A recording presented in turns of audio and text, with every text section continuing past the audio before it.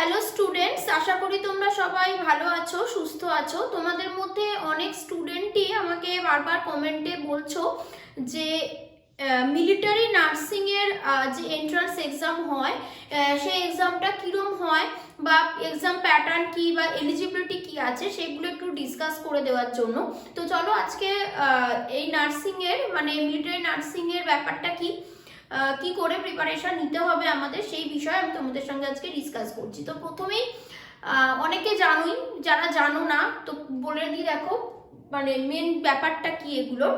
তো military nursing service MNS আমরা এটা দেখতে পাচ্ছি। এই এক্সাম কেন মানে কারা কন্ডাক্ট করে বা কিভাবে হয় সেটা দেখো বলছে, যেটা যেরকম আমরা ওয়েস্ট বেঙ্গলে আমরা জানি জেনপাস এক্সাম হয়, জেনপাসের থ্রু নার্সিং পড়া যায়, ঠিক সেরকমই মিলিটারি নার্সিং এর জন্য একটা আলাদাভাবে এক্সাম নেওয়া হয়। যারা মিলিটারি নার্সিং কোর্স করতে চাইছো, BSc নার্সিং করতে চাইছো, তো সেই এক্সামটা হয় ইন্ডিয়ান আর্মি অথরিটি থেকে এই এক্সামটা কন্ডাক্ট করা হয়।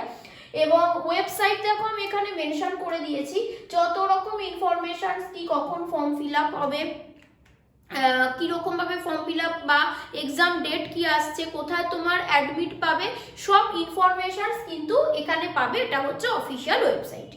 এবার হচ্ছে কি, যেটা কারা দিতে পারবে না, 10+2 সায়েন্স লেখা আছে। তার মানে কি না, ক্লাস 11-12 যারা সায়েন্স নিয়ে পড়েছো, science means PCB combination, physics chemistry biology ছিল, তারা এই এক্সামটার জন্য এলিজিবল হবে।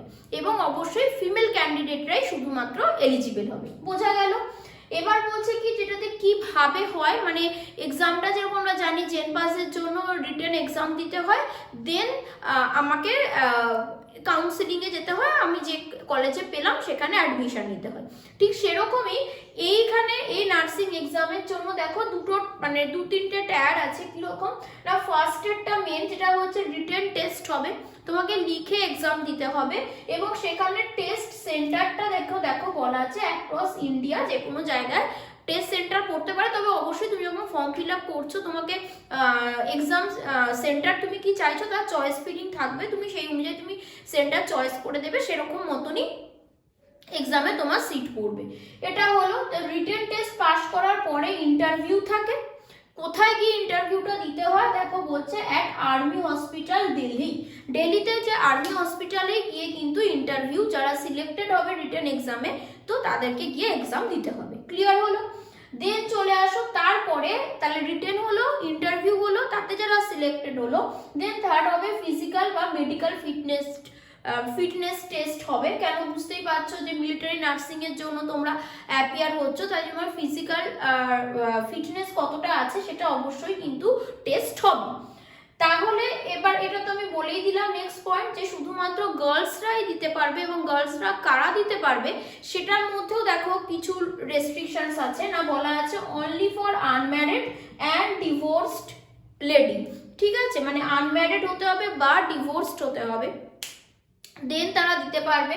আর কি না, এজ হচ্ছে 18 to 24 ইয়ার্স, মানে 18 to 24 ইয়ার্স ওল্ড গার্লসরা এলিজিবল হবে, তারা আনম্যারিড হতে হবে আর ডাইভোর্সড হতে হবে। হলো? এবার সাবজেক্টস আমার কি থাকতে হবে, প্রথমেই বলেছি আমার সায়েন্সের PCB কম্বিনেশন থাকতে হবে অবভিয়াসলি।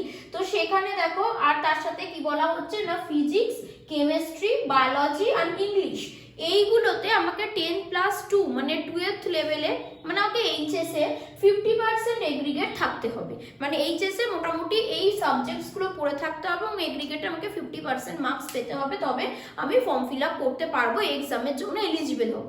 তাহলে প্রশ্ন আসছে যে যারা ধরো এখন অ্যাপিয়ারিং মানে 2022-তে এক্সাম দেবে, তো তারা তো রেজাল্ট পাচ্ছ না, তো তাহলে তারা 50% হচ্ছে কি হচ্ছে না বুঝবে কি করে? তো সেক্ষেত্রে চাওয়া হবে না, তোমাকে অ্যাপিয়ার্ড ফর্ম ফিল আপ করতে হবে। আশা করি বিষয়টা তোমাদেরকে বোঝাতে পেরেছি যে যারা already HS pass out student তারাও যেমন দিতে পারবে, যাদের এজ 24 এর মধ্যে থাকছে, ঠিক সেরকমই কিন্তু যারা এবছর HS দেবে মানে 2022-এ HS দেবে, তারাও এই এক্সামটা দিতে পারবে। কিন্তু তোমাদেরকে অ্যাপিয়ারিং মানে HS অ্যাপিয়ারিং বলে ফর্ম ফিল আপ করতে হবে। তোমাকে অ্যাডমিশনের মধ্যে তুমি অবশ্যই রেজাল্ট পেয়ে যাবে, তখন সেটা সাবমিট করতে হবে। ক্লিয়ার হলো? এটা বোঝা গেল। এরপরে চলে আসো যে আর কি ক্রাইটেরিয়া থাকছে না, বলা হচ্ছে সিটিজেন সিটিজেন অফ ইন্ডিয়া, ইন্ডিয়ার সিটিজেন তোমাকে হতে হবে। দেন বলা হয়েছে হাইট, দেখো বলছে যে 152 সেন্টিমিটার মতন হতে হবে। এগুলো হচ্ছে মিনিমাম যে এলিজিবিলিটি গুলো রয়েছে, ক্রাইটেরিয়া গুলো রয়েছে। এরপর চলে আসো যে এক্সামটা কি হয়। অনেকের মধ্যে কনফিউশন আছে যে এক্সামের প্যাটার্নটা কি হয় বা কিভাবে এক্সামটা নেওয়া হয়, সাবজেক্টস কি কি পড়তে হয়, কি কোশ্চেন্স আসে, সেটা দেখো চলো এবার ভালোভাবে ডিসকাস করে দিই। পেপার প্যাটার্ন দেখো, প্রথমেই বলা হয়েছে CBT mode. CBT mode means computer based টেস্টটা হবে, মানে তোমাকে কম্পিউটার বেসড টেস্ট মানে বাড়িতে বসে টেস্ট নয়, তোমাকে এক্সামিনেশন সেন্টারে গিয়ে টেস্ট দিতে হবে, কিন্তু পেন পেপার মোডে নয়, কম্পিউটারে টেস্ট দিতে হবে। হলো।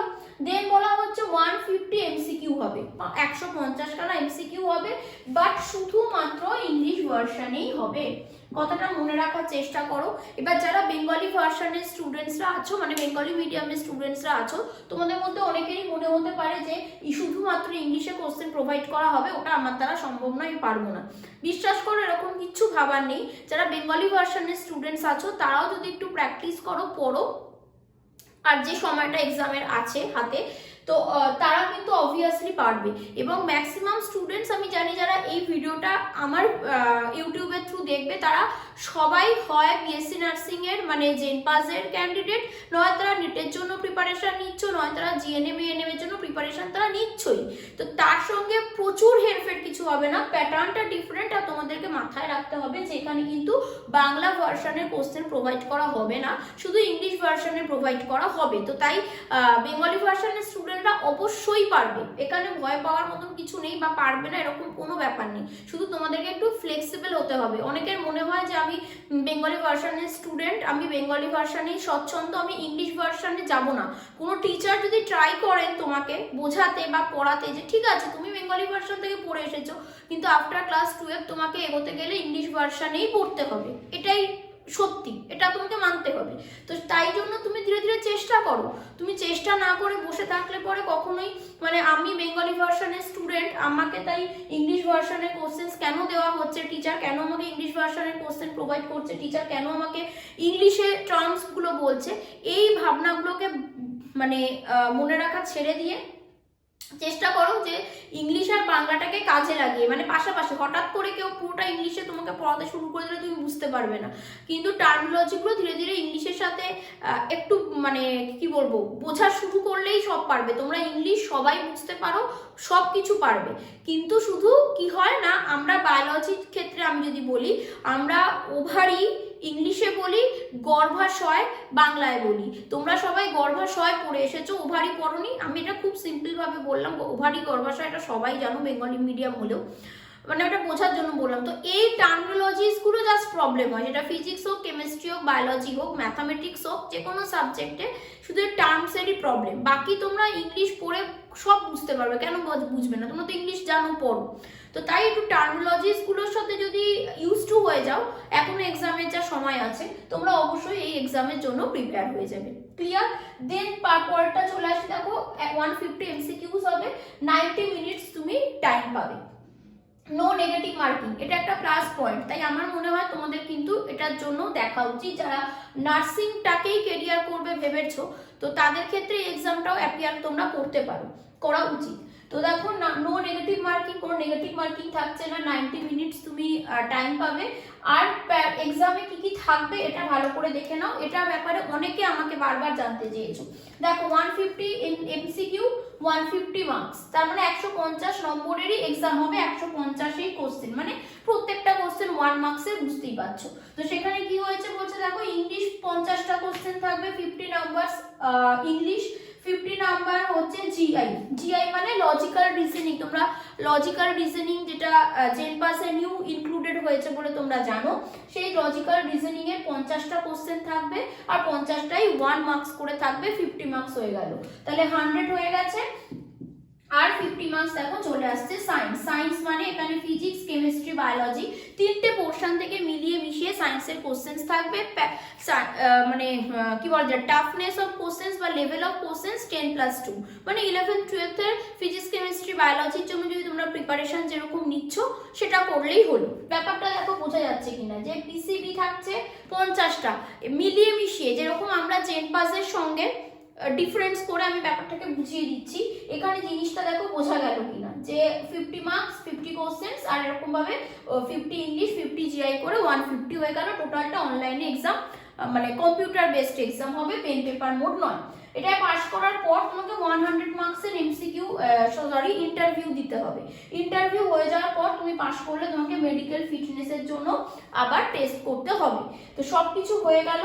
দেন এবার অনেকের মনে প্রশ্ন থাকে যে যেটা হচ্ছে কাট অফ কি। তো মোটামুটি যা দেখছি যে 2019-এ ওই মানে 150-এ যে রিটেন এক্সামটা হয়েছে 150-তে, সেখানে ওই 110 মতো তুমি ধরে রাখো কাট অফ, মানে ওই 108 110 এরকম মতন কাট অফ তোমাকে ধরে রাখতে হবে, যে এরকম মার্কস তুমি পেলে একটা চান্স হতে পারে। তো এই হচ্ছে বিষয়বস্তু। এবার তোমাদের সবার মনে হবে যে আমি জিএনএম এর জন্য প্রিপারেশন নিচ্ছি, তার সঙ্গে এটা করতে পারবো, প্রিপেয়ার করতে পারবো কিনা। আমি জেনপাসের জন্য প্রিপারেশন নিচ্ছি, আমি তার সঙ্গে এটা প্রিপেয়ার করতে পারবো কিনা। অবশ্যই পারবে, দেখেই বুঝে যাচ্ছ নতুন কিছু নেই। যারা জেনপাস পেপার 1-এর জন্য প্রিপারেশন নিচ্ছ তার সাথেই এটা হয়ে যাবে, শুধু এখানে পেপারের প্যাটার্নটা ডিফারেন্ট, ওখানে পেপারের প্যাটার্নটা একটু ডিফারেন্ট আছে। তো তাই তোমরা সেরকম হলে ডিফারেন্টলি মক টেস্ট দিতে পারো। আর অবশ্যই যারা বেঙ্গলি ভার্সনের স্টুডেন্ট তাদেরকে কিন্তু ইংলিশে যাতে অ্যান্সার করতে পারো মানে জাস্ট কোশ্চেনটা বুঝে সঠিক উত্তরটাকে টিক করতে পারো, সেটা তোমাদেরকে একটু প্র্যাকটিস করতে হবে। ব্যাস, তাহলেই হয়ে যাবে। তুমি প্যারালালি জেনপাসের জন্য প্রিপেয়ার করতে পারবে, আর এখানে হচ্ছে এমএনএস এর জন্য প্রিপেয়ার করতে পারবে। এই ছিল বলার। আর কি বলার আছে, জেনপাসের তোমরা জানোই আমার কাছে কোর্স চলছে। কারোর যদি মনে হয় প্রিপারেশনের দরকার, কোনো হেল্প দরকার, তোমরা অ্যাডমিশন নিতে পারো। রেকর্ডেড ক্লাস পাবে, লাইভ ক্লাস পাবে। শুধু যদি মনে হয় যে মক টেস্ট সিরিজ চাই, তো তোমরা সেটাও জয়েন করতে পারো, মক টেস্ট সিরিজও পাবে। এবং তার সাথে সাথে যদি কারোর মনে হয় যে এমএনএস এর জন্য প্রিপারেশন দরকার, তো তোমরা এমএনএস এর জন্য প্রিপারেশন নেওয়া স্টার্ট করতে পারো, অ্যাডমিশন নিতে পারো। মানে অ্যাডমিশন নিতে পারো মিনস আমি বলতে চাই যারা জেনপাসের প্রিপারেশন নিচ্ছ তারা তো অ্যাডমিশন নিচ্ছই, ক্লাস করছো, প্রচুর স্টুডেন্ট, তো তার সাথে এটা প্রিপারেশন হয়ে যাবে। শুধু মক টেস্টটাকে আমরা এমএনএস এর ভিত্তিতে সাজাবো, যখন স্টুডেন্টরা এমএনএস এর জন্য আসবে মানে প্রিপারেশন নিতে, আর যখন স্টুডেন্টরা জেনপাসের জন্য আসছে দেন আমরা জেনপাসের যেরকম নিউ প্যাটার্ন এসেছে সেরকম হিসাবে মক টেস্টগুলোকে সাজাবো। ব্যাস এটুকুই তফাৎ। তো সেক্ষেত্রে যদি কারো মক টেস্ট দিতে মনে হয় যে আমি এমএনএস এর জন্য মক টেস্ট দিতে চাই, সেটা অ্যাভেলেবেল পাবে। জেনপাসের মক টেস্ট তো চলছেই, অনলাইন ক্লাস চলছে, রেকর্ডেড ক্লাস পাবে, লাইভ ক্লাস পাবে। ঠিক আছে, তো সবাই ভালো করে প্রিপারেশন নিতে থাকো। আর সব থেকে বড় এগুলোর মধ্যে যেটা বিষয় বলা, সেটা জেনপাস হোক, সেটা নিট এক্সাম হোক, সেটা এমএনএস হোক, যে কোনো এক্সামের জন্য তোমার এখন যে সময় চলে এসেছে, তোমাকে সবার আগে দরকার পড়ার সাথে সাথে কিন্তু মক পেপার সলভ করা। কেন তুমি পড়ে নিচ্ছ, তুমি প্র্যাকটিস করছো, হয়তো যেটুকু স্যার করাচ্ছেন কি যেটুকু ম্যাম করাচ্ছেন সেটাকে করে ফেলছো, কিন্তু এক্সাম হলে বসে টোটাল পেপারটা তুমি মানে ওই নির্দিষ্ট টাইমে শেষ করতে পারছো কিনা সেটা কিন্তু দেখাটা খুব জরুরি। কারণ বাড়িতে বসে তোমাকে যদি ওই কোশ্চেন পেপারটা দেওয়া হয়, তুমি অনেক ভালো মার্কস পাবে, সবাই পাবে, কিন্তু ওখানে ওই অল্প টাইমে মানে 1 hour 30 মিনিটসের মধ্যে তুমি টোটাল পেপারটাকে কতটা ভালো হ্যান্ডেল করছো সেটাই ওখানে দেখা হয়। তো তাই জন্য কিন্তু শুধু পড়ছি এই ব্যাপারটা মাথা থেকে সরিয়ে নাও। টাইমটাকে যে যেভাবে পারো ভাগ করে নিজেদের মতন করে টাইম শিডিউল বানাও, যাতে পড়া রিভিশন মক টেস্ট এভাবে চলতে থাকে। ঠিক আছে, তো কারোর যদি মনে হয় কোর্সের দরকার আছে তোমরা কন্ট্যাক্ট করতে পারো। আমার দেখো স্ক্রিনে যে নাম্বারটা যাচ্ছে সেটাতে হোয়াটসঅ্যাপ করো, আমি ডিটেলস আরও বলে দেবো। বা কি করে ক্লাস হয় যদি এখনও জানার থাকে কারো, আমার আই বাটনে লিঙ্ক পাবে, প্লেলিস্ট চেক করতে পারো, সেখানে অনলাইন ক্লাসগুলো কিভাবে করানো হয় তারও ডিটেলস ইনফরমেশন দেওয়া আছে। সবাই ভালো থাকো, ভালো করে প্রিপারেশন নাও। Thank you.